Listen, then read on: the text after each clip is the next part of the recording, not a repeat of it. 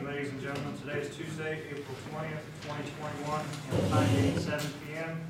The meeting of the Board of Zoning and Appeals is called to order. At this time, please silence all electronic devices.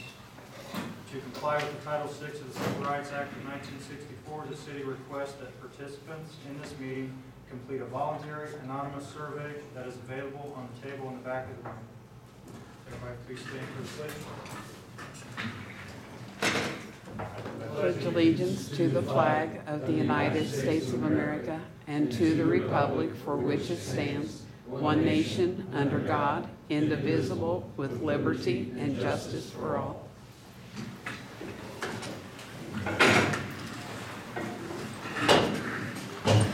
John, would you call the roll, please? One, Present.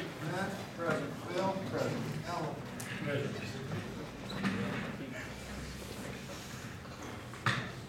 Next order of business is to approve our minutes for March the 16th of 2021. Does anyone have any changes or amendments or discussions for those minutes?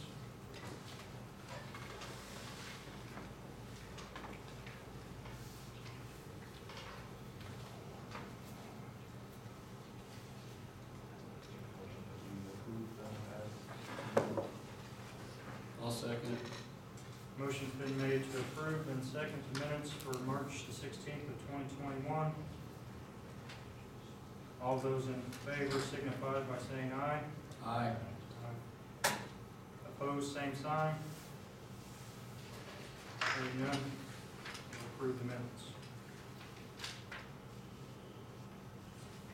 All right, old business, Mr. Manship, parking variance for Old St. Mary's at 206 Southeast Street.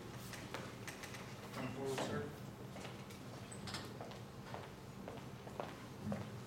If you all would please, when you come up, just for the record, state your name and address in the microphone so we can have it on the phone. Thank you.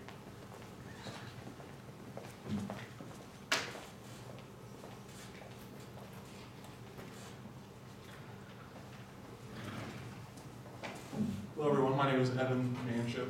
I'm at 2001 East 52nd Street, Indianapolis, Indiana 46205. Once again, my name is Evan. My wife Emily is a pretty blonde pink back there. We are proposing the adaptive reuse and ultimate redevelopment of the old St. Mary's structure, site rather, located at the corner of East Street and Key.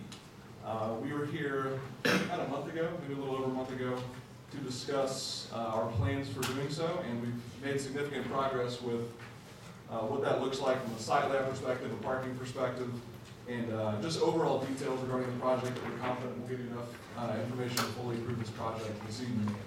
So I've made copies of everything I'm going to reference this evening. Would it be okay if I pass these out to you? Sure. Okay.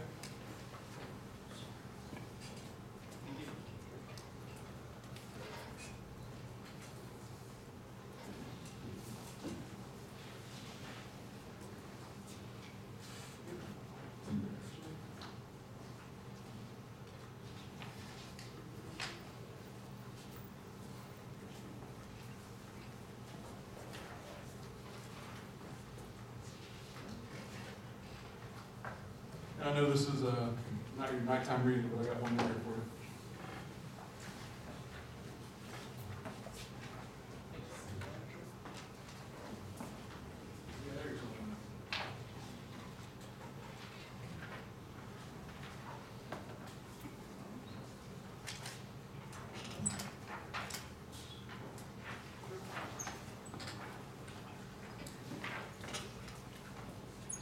And these can all be entered into the record as well. There's nothing confidential. Any of these documents are all publicly available.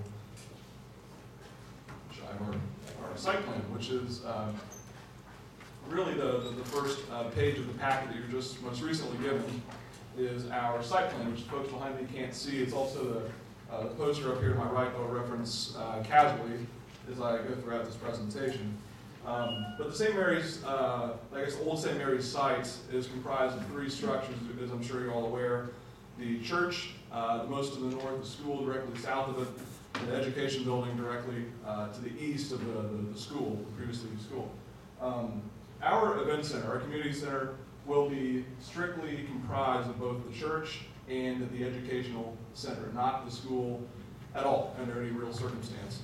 There have been no plans made to the school whatsoever, shy of potentially some use for things of storage of toilet paper and paper towels, things of that nature. So as far as use of the school is concerned, I wanted to highlight that as best I could by the second page of the packet, demonstrating exactly what will be used and what will not be used in this redevelopment.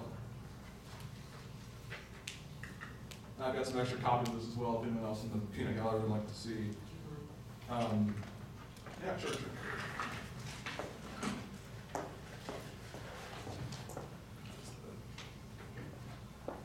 Yes, sir. Mr. Manship, would you like this to be considered as part of the record of this hearing? Sure, no problem at all. There's nothing confidential with this whatsoever. I just asked the record to reflect, unless the board has an objection to it being part of the record, this is part of the record. Thank you.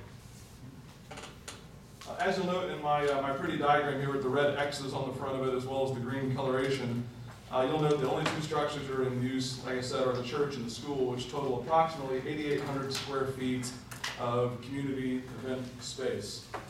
We've programmed this event space to be mainly tailored to weddings, perhaps used on a Friday, certainly on a Saturday, and then Sunday for cleanup, very common with most weddings in today's day and age. So this is a site that will very likely be used at an absolute maximum of 3 days a week, Friday, Saturday, Sunday.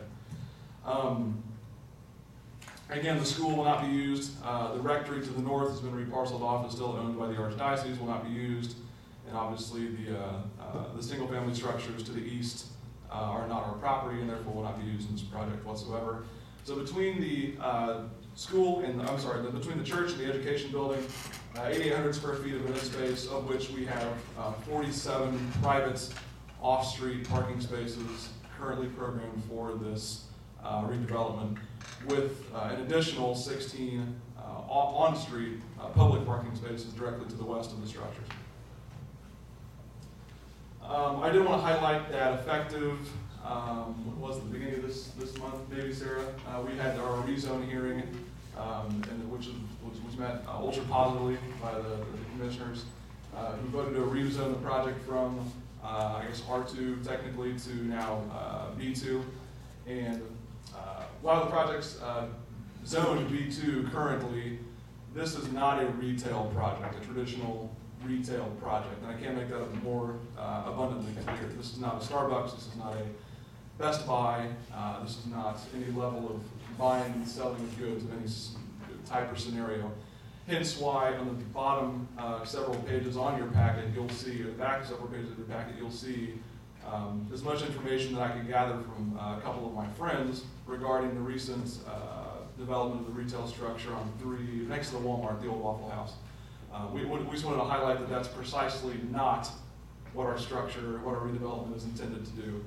And simultaneously, it's actually interesting, it comes within 30 or 40 square feet of what ours is, 8,800 square feet, 8,850 square feet roughly, for what we're going to be using in our project. So while we're Zone B2, we are not a traditional retail facility, and I think that's where the city has had its biggest hang-up. How do we classify this redevelopment? Is it a church / community center? Is it a other retail? Is it a retail center? What is this thing? How do we classify it? How do we effectuate the parking in the structure? It's been the lone bugaboo of this project since its inception a year and a half ago. So in doing that and kind of digging into the research and working with Sarah and the whole Office of the Building Commissioner, that's really what we've come down to is how many attendees do we expect in the church, or in the event center to be church? And how do we classify the parking of such? The way we've structured the internal layout, the use lab, what we're calling it, is we can't put more than 200 people in this building if we tried. Just by nature of how wide these tables are, where they're going to be packed in here, fire code, so on and so forth. We can't put more than 200 people in this thing if we tried. It's going to be a tight fit as it is, and without sacrificing marketability of our product, that's just where we're going to end up. Somewhere between 150, call it, and 200 participants of any given function that we host.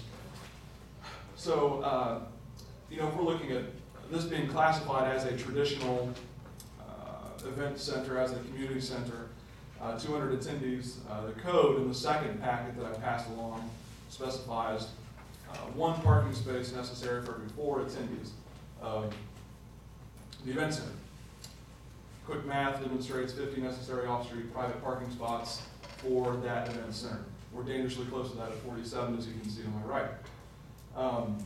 If we're classified in a traditional retail setting, which is page 3, subsequent to the green colorations and the red X's on your first packet, that's the first of a couple emails that Sarah and I sent back and forth to one another. We need to proceed under this thought to where, we need to be as conservative as possible making that happen. So we go from necessitating 50 parking spaces, if that's the case, to 285 parking spaces if we're classified as traditional retail. Obviously not something this project is prepared to bear. So we've had a tremendous amount of success speaking with nearby property owners, specifically Steve Adam, who has acquired several years ago the property just northwest of the church, where there was overflow parking back in the day. We've not come to a formal agreement on what that might look like, but Mr. Adam is ultra amicable to having a per weekend understanding and compensation based on if we need to use that additional parking for that weekend. That's something that's a possibility. While not something we're ultra married to, given there's not been any agreement or T's crossed, I's dotted, that's still up in the air, but something that's been an amicable conversation. We've been on the phone probably a dozen times in the last several weeks.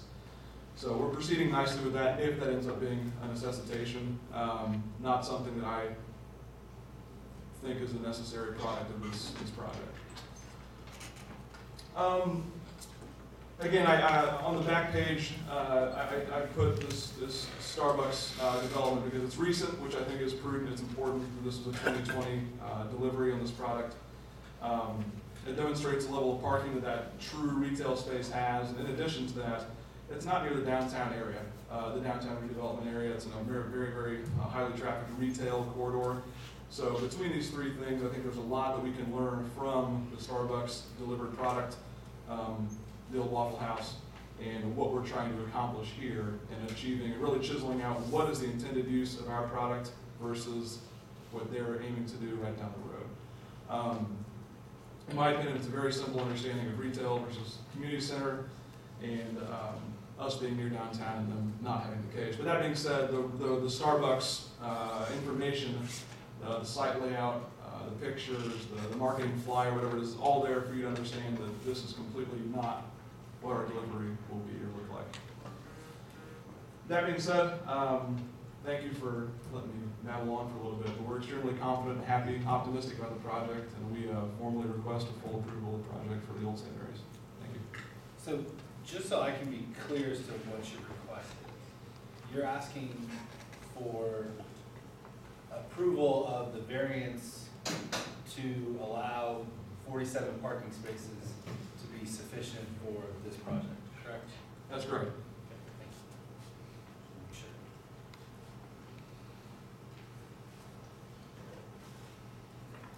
I'm sorry, I guess I'm gonna keep asking questions. That's what, please.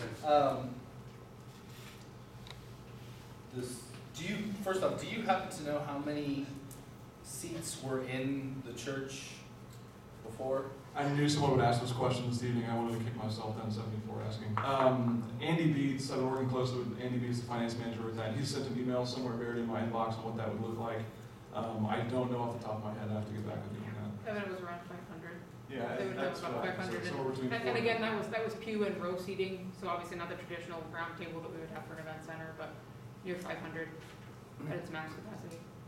Andy didn't have to mess with the dance floor like we're going to have to, so he was able to put a little more in there. So, if I understand your project, you're going to have an event center in the old church, and then some sort of support for the event in the rectory, is that correct? Or where does that go? Yeah, so not the rectory, it's the education building just to the east of the school.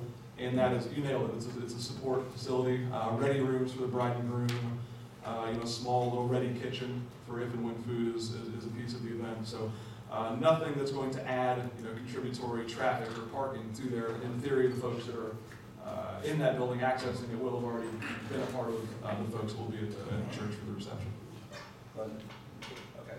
Does that And answer your question? then the actual school itself, which is the 33,000 square feet building that we don't really want to talk about, is going to be what? Empty. An empty building.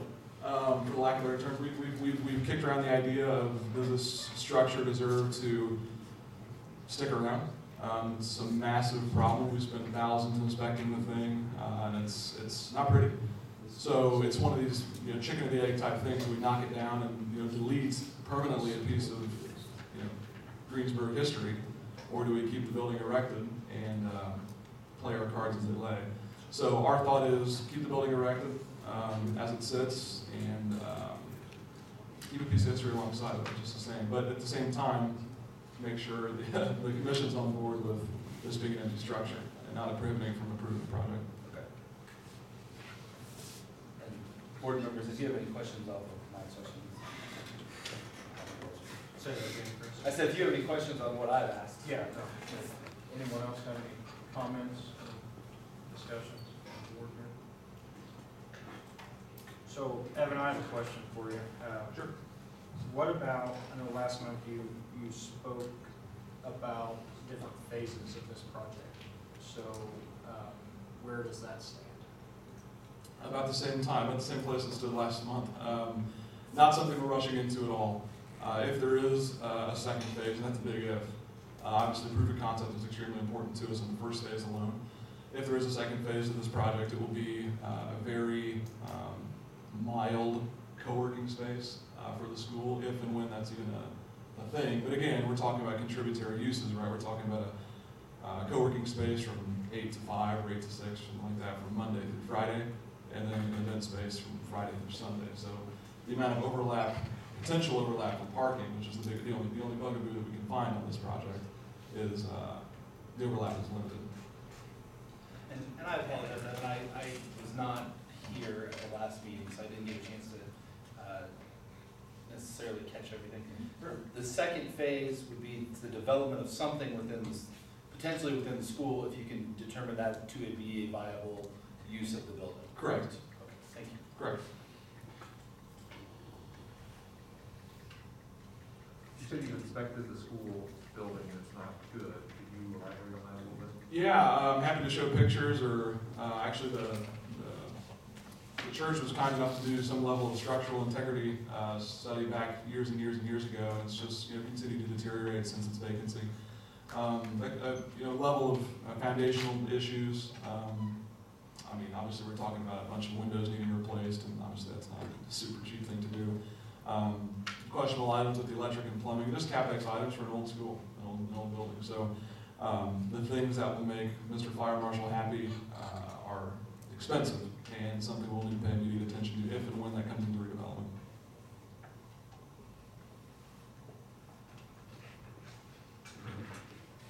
Yeah, well, I mean, what I'm thinking is, I'm sure everybody else is thinking, if for that building to sit empty for X number of years, it's not gonna get better. I don't know if I have anything to add to that. I don't disagree. It's a catch-22 that we're in, because for us to be able to revitalize and redevelop a structure that size and condition, it can requires a considerable amount of capital that we'd like to allocate toward more viable products right next door for the time being. So if we were to ignore all the X's, just focus on the green, how many parking spots per the ordinance would be required for that? How many parking spots per the ordinance? 59, I believe. I have to go back and look. It should say on the back page, the very back page. It would, and again, and. But now that's per. It depends how we're classifying. Right. So Mr. Manship did identify properly that we don't have anything within our current ordinance that specifically says event center. So we have to determine how we're going to classify it if you're going to determine what would be quote unquote in compliance with the ordinance. So in compliance with the ordinance, if you go off of a church community center auditorium, is 1 per 4 seats.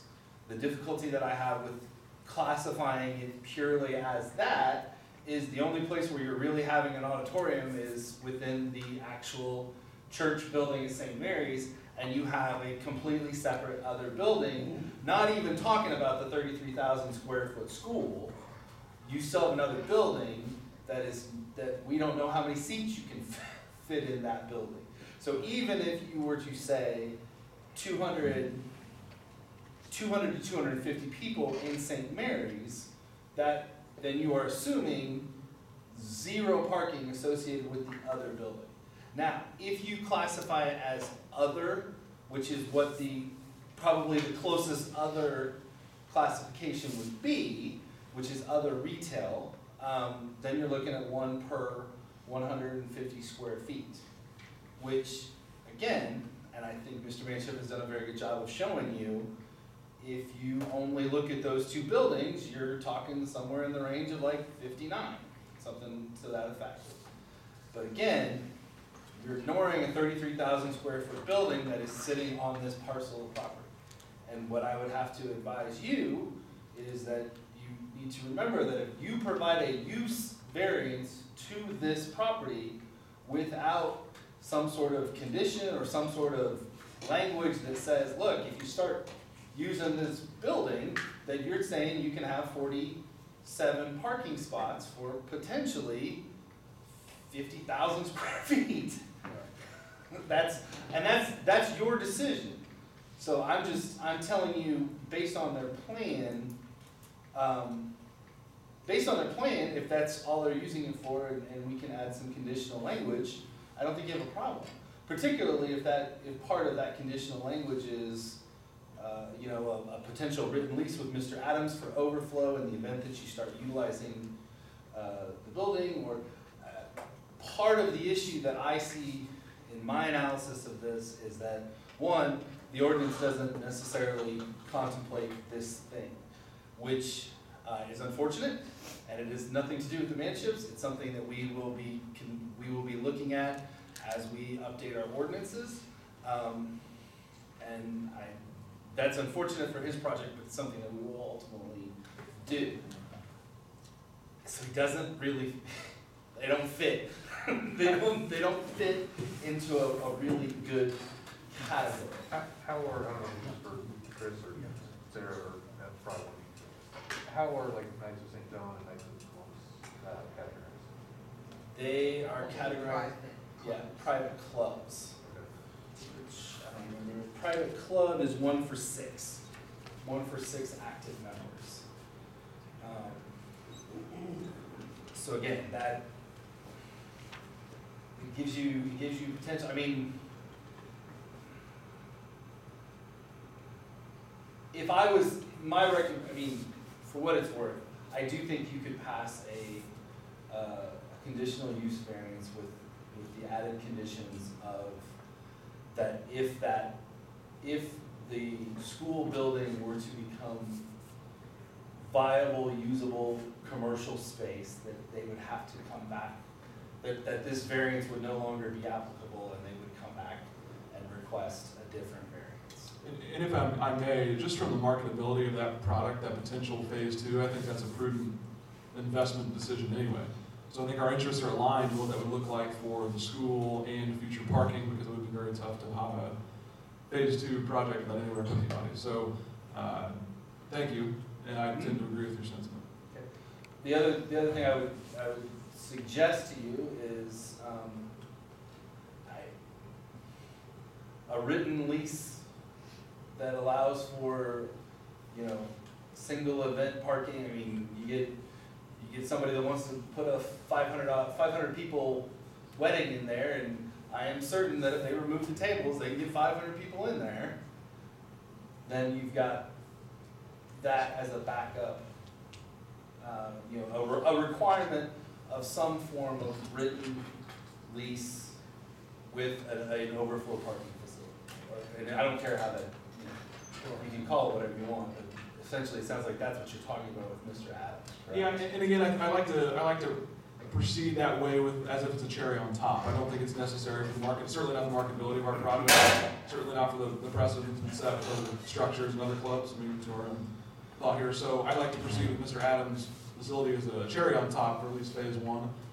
When that school comes back into effect, I think it's prudent that point to obviously reinvestigate, not just Mr. Adams, but potentially other sites as well. So for the phase one, I think that would be a little bit of an inappropriate ask personally, but I'm open to the board's thoughts.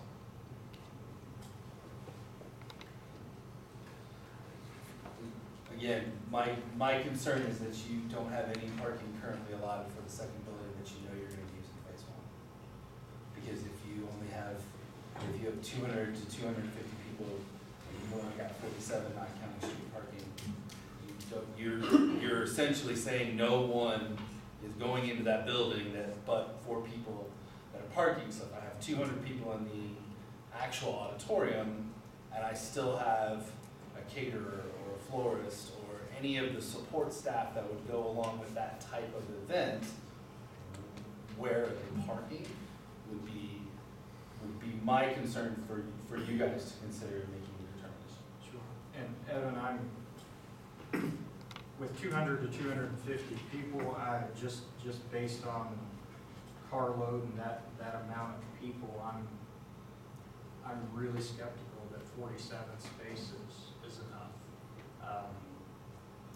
I know Ron's done some of the traffic counts or the studies of how many would come per car, and I don't remember exactly, Ron, what was that number, 1.2 or 1.1? I anticipate an auto occupancy of a little over 2 on average. If you do the math backwards, at 250 attendees or attendees and work staff, if you have, in round numbers, 50 spaces, that's 5 vehicles, 5 people per average vehicle. That seems unrealistic to me. And the work staff will be much closer to 1 person per vehicle, maybe 1.2, something like that. But I really cannot envision a scenario where a 200-person event will be parked on site. It's unfortunate. Obviously, it's a super funky site. I've never seen a plot like that in my whole life. It's tricky. We're downtown. It's an old structure.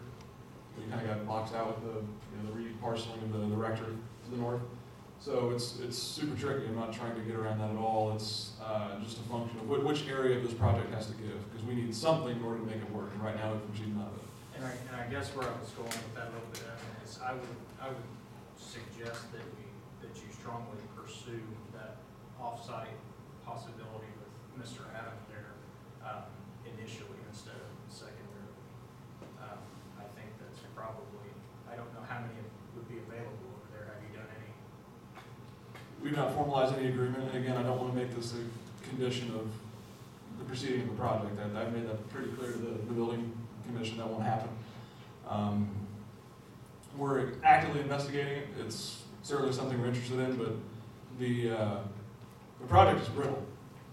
And any additional ask to acquire parking or lease parking, much less acquire parking, cannot happen. So financially, we're extremely strapped, and we've made that very, very clear. So for what that looks like, I'm wide open. We continue to pursue. Does anyone from the audience have anything to add? Any comments? Matt? Sorry. Oh, sorry.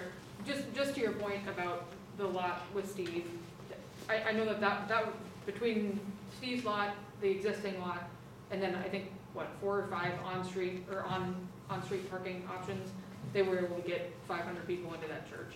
So if your question was, hey, could it accommodate 250 between those 2 lots? I would assume so. We'd have to go back with Steve and get his measurements on his lot as well. But if they were able to get 500 people into the church, I would think that would cover you, because those were the only lots used during the church's operation, if that makes sense. Sorry.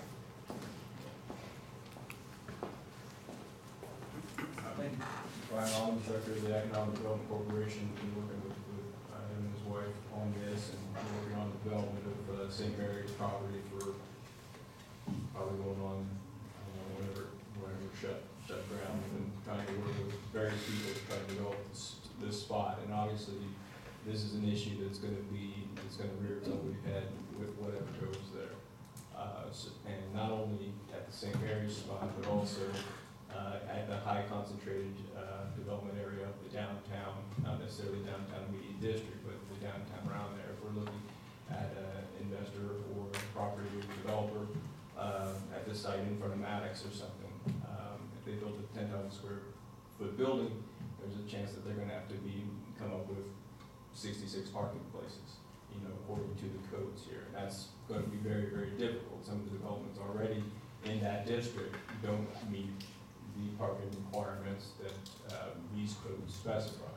So I would stress to you guys to take that into consideration, that this is a unique district in our community, one that we want to see redeveloped. I don't think anybody's against it being redeveloped. I think everybody wants to do it correctly.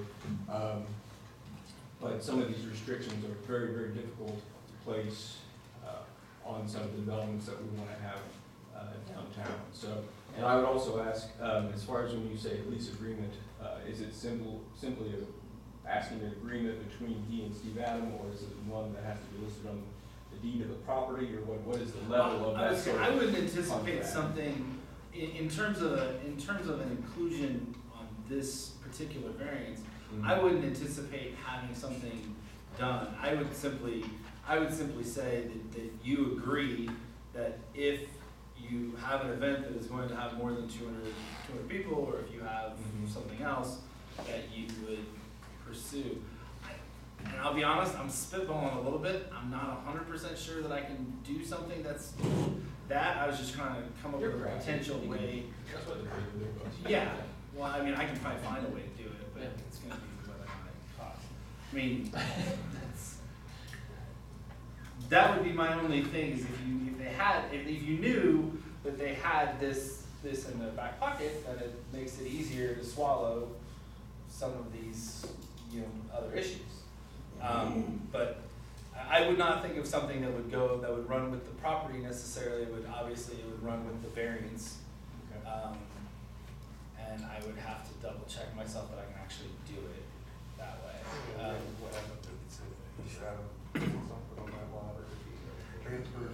Yeah, I mean, and that's why the lawyer in me always wants a written. The lawyer in me always wants something in writing, and that's what If I I'm. may, our ordinance speaking to off-site parking requires a written agreements with the approval of city's council. Okay. So there you go. You're gonna have offsite parking. And again, on the actual parking regulation, you see in the section A, it says except the downtown square. So there's been some acknowledgement that the development's in the downtown. And I guess I would say this being somewhat two blocks from the downtown, be considered with that mindset of not only this development, but from my standpoint, future development of this site. It's going to be really difficult to meet some of the requirements if we have to accommodate for 2.1 people per car and such. So I just want to state that.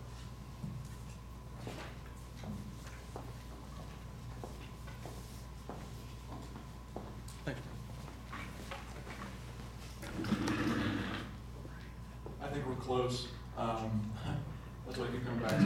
We're talking about a handful of spots here. With 200 people, 4 per 200, I mean, we're talking about 50 spots. We have 47.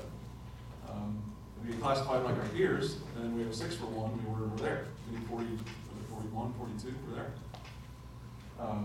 So I'm just asking for equitability. Maybe not an equitability, but an understanding this is a difficult project to begin with, and we're ready to get started. I think the city needs it. We're ready to provide. We have an agreement to hold up with the church, and frankly, we need your help doing so. Open to answering any questions you have, but we are extremely confident in our ability to proceed. Have you closed on the property? No, sir. Okay. Depends who you ask, but end of the month is the day. How you gonna keep it to 250 people? How do you How you gonna keep it to that? such as, Well, if somebody comes in and says, I've got 350 people for a wedding, I'm invited. It's part of, it was, sorry, I feel like I should be up there, but don't want to take away from it, it can be part of the contractual agreement with with an event space that you're leasing. So I was looking at like comparable spaces like the Barn at Bakerson in Shelbyville and then, Willow Ridge or whatever's in North Vernon. They have very clear specific language about this is our max capacity and this is the max amount of people we can get in here. And that's the only amount of chairs they'll lay down, you know, or less than, depending on. You guys are gonna be okay with saying, no, you can't have that, or no, you can't have other people? Yeah, yes, to be the short answer to your question, yes. You know, I can't stop, you know, a pack of folks from walking in the front door. I mean, we've thought about hiring security to make that happen, but shy of it being in our language, we can make it happen the same way, you know, the lease I get in place, if and when that happens, we can't stop it from voiding. It's just a piece of paper. Or if we plan out in place for somehow, everyone. sorry, if somehow the variance would say, hey, you know what, if it's anywhere above 200 people, then you have to look at you know, agreement with Steve. You know, that's something we're open to as well. You know, just this is, again, given that we haven't closed on the property and we're trying to be diligent about the funds that we allocate for redevelopment and talking with our architect and then looking at what her projected recommendations were based off fire code alone. 200 was about where her number was. So obviously, once we got official documents, that would limit some of that as well. But no, that's you know, something that we plan on sticking to.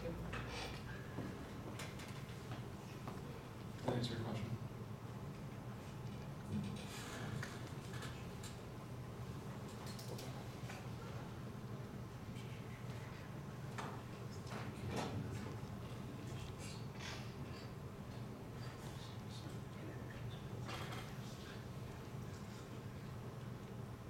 Thank you, Evan. Is there anybody else in the audience that has anything to say?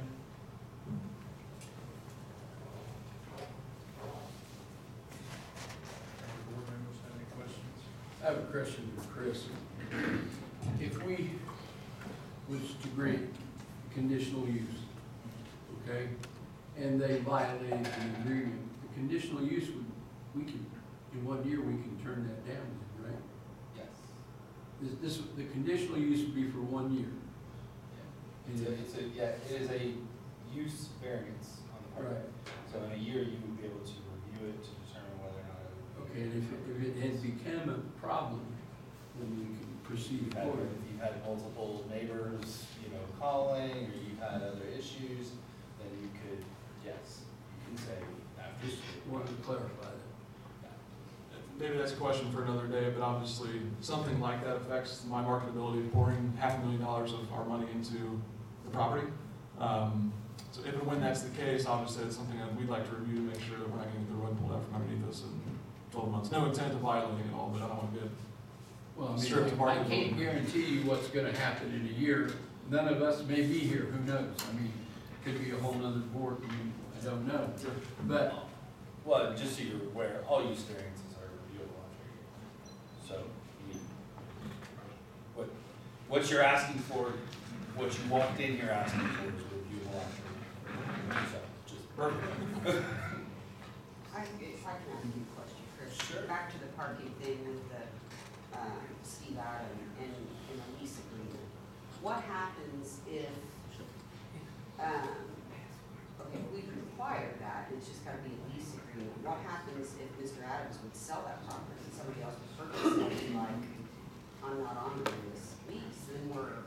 Well, and I guess if I was going to word it, it wouldn't necessarily be limited to Steve Adams. I mean, that's the one that makes the most sense. What I would say is some type of language to the effect of, in the event. It could be a revocable lease or something along those lines. Well, I was gonna say a revocable lease, or what I would just put as the condition on the, if you're gonna make it as a condition to this, is that how would I do this? The property owners are responsible for providing, or preparing and providing to the city building commissioner a written overflow parking plan that will be implemented in the event of necessity. That was just a question, I was like, then what happens if he'd sell it and? Yeah, so frankly, I don't care where they put the overflow parking, they can put it out of the lake if they want, and just drive people in every day. It's up to them. I got lots of land out there you can buy really cheap. So I think that's how I would contemplate it. And if you wanted to make it a condition of this, is that the property owners within a certain period of time would provide a written plan of addressing overflow parking. And I would still, once again, strongly reiterate to you that if you are going to consider authorizing this 47 parking spaces, which seems like a great fit for what they're trying to do, I would make it very abundantly clear that one of the conditions on that is that you're not using the 33,000 square foot space for a dance hall or roller rink or whatever the kids these days use it for. That's my 2 cents. Gotcha. Which costs you.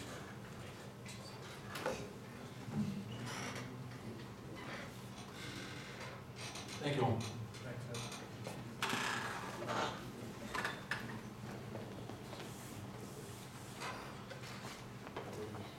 And I will entertain a motion to approve the Manship's request.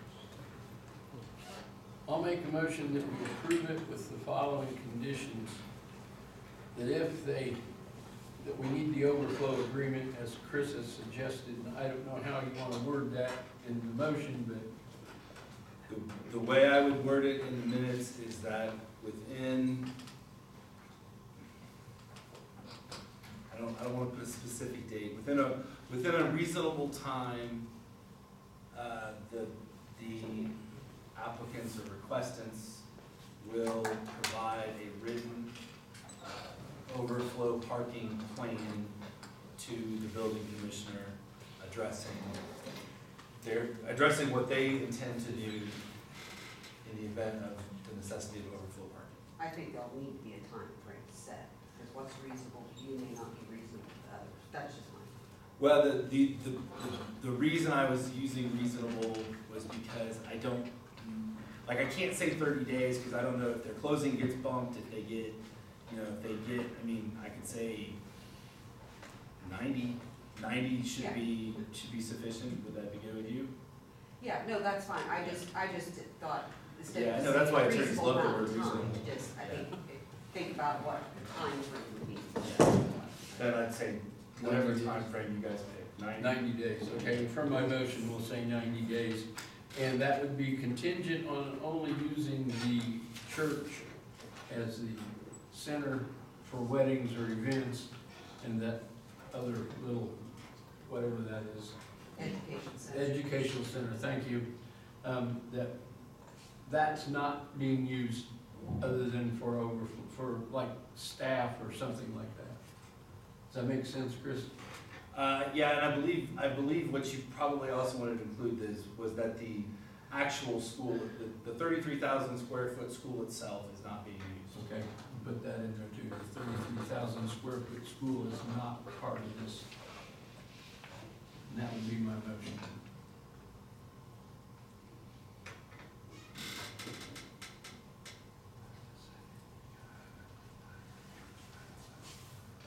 Roy moves to approve the request with a 90-day overflow agreement with reasonable time for the applicant, which will address the plan to use the overflow parking to the city engineer, Building commissioner. building commissioner, Sorry.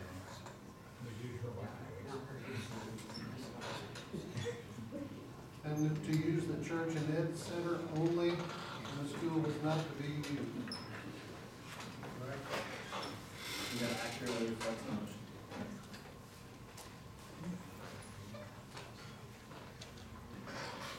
Chris, does that have to be accepted by her?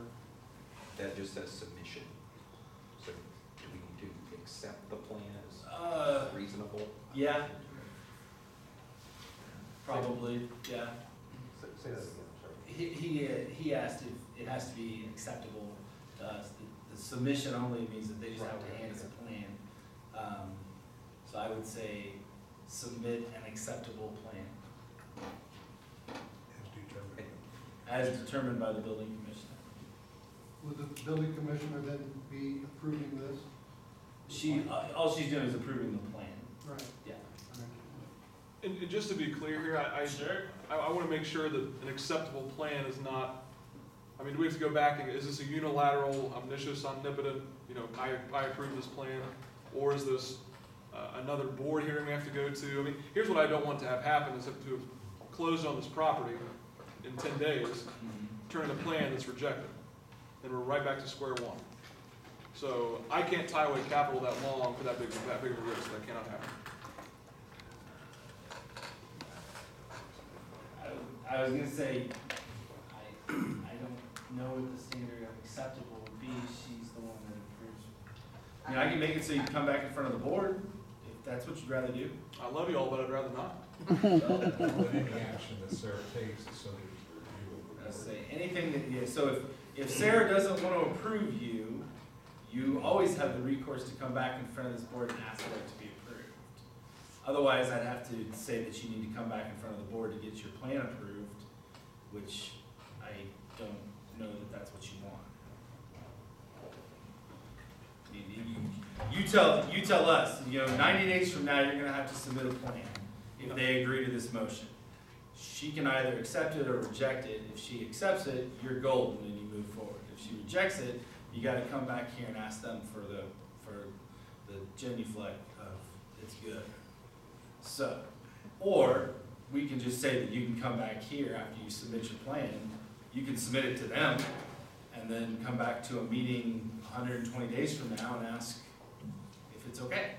Miss Sarah, I guess my question would be for you, when we're looking at like an acceptable plan, like would you want, like based on numbers, like okay, if it's over 200, it goes to Steve, and if it's Steve, his lot allows for so and so.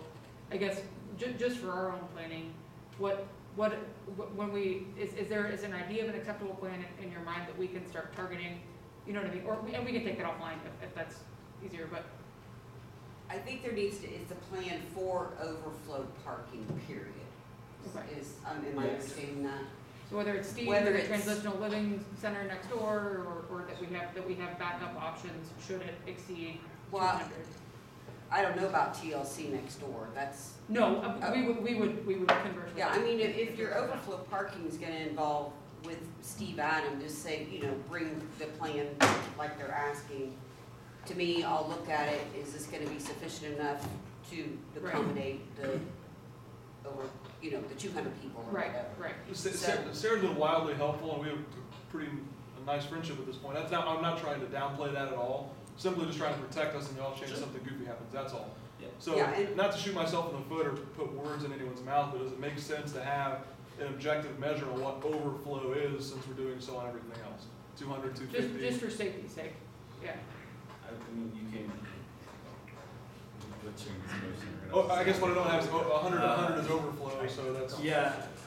I mean, you could say overflow is anything over 200 people. Right, okay, add that in there, John. Overflows anything over 200 people.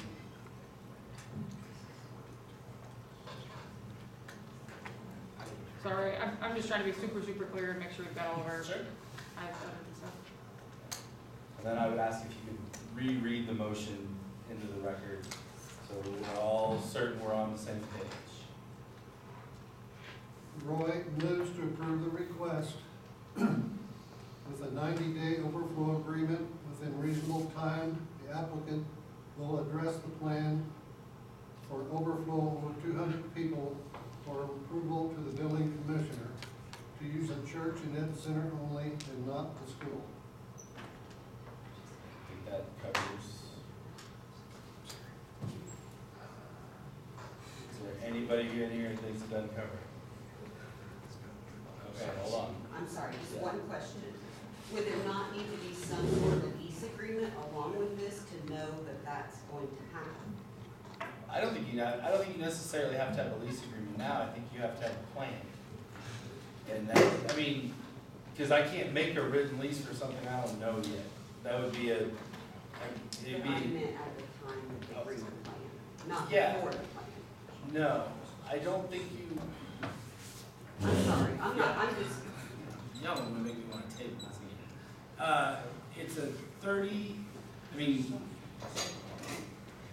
conceptually, their plan would have to include something, I would assume, like we will execute a written lease with someone to get the property.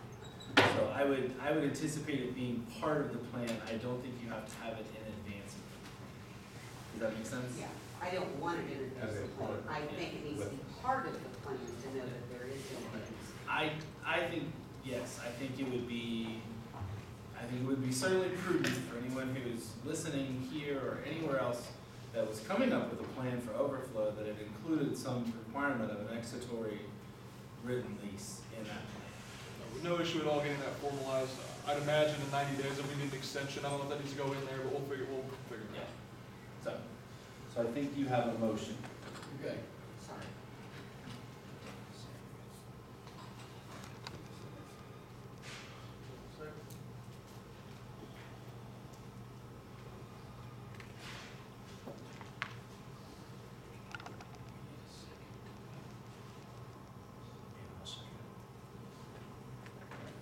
We have a second from John?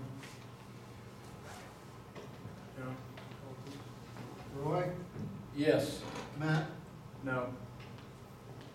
Bill, No. Alan.